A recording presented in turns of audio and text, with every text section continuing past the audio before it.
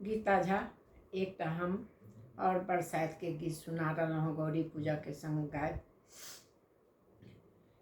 पियायो छोरू न रे आचरबा भोरे बिनु सरबा भेलैना। पियायो छोरू न रे आचरबा भोरे बिनु सरबा भेलैना।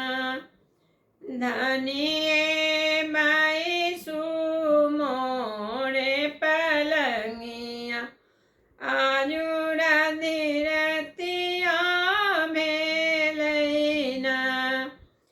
धनिये बाई सुन पलंगिया आजू आदि रतिया भेलैना।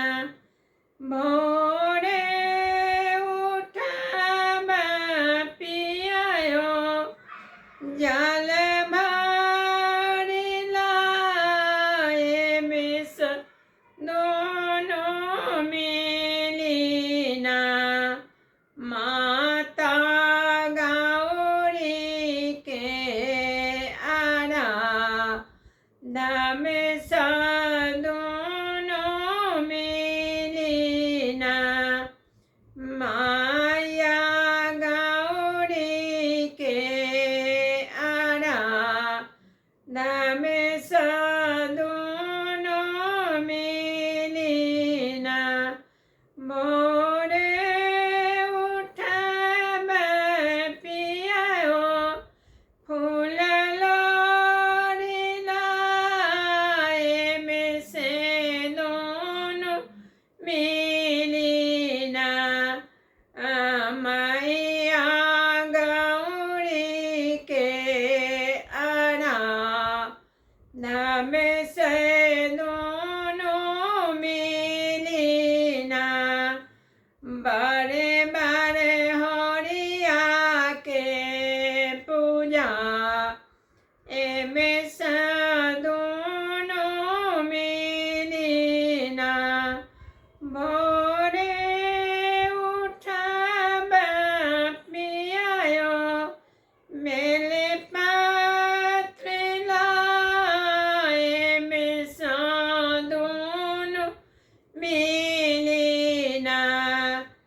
हम शिव के आराधन से दोनों मिलिना। हम शिव के आराधन से दोनों मिलिना। भोरे उठब पियाओ लब दूध लाए से दोनों मिलिना। हम विष हरि के चढ़ा एमे से दोनों मिलिना। नाग नागिन के आराधन से दोनों मिलिना।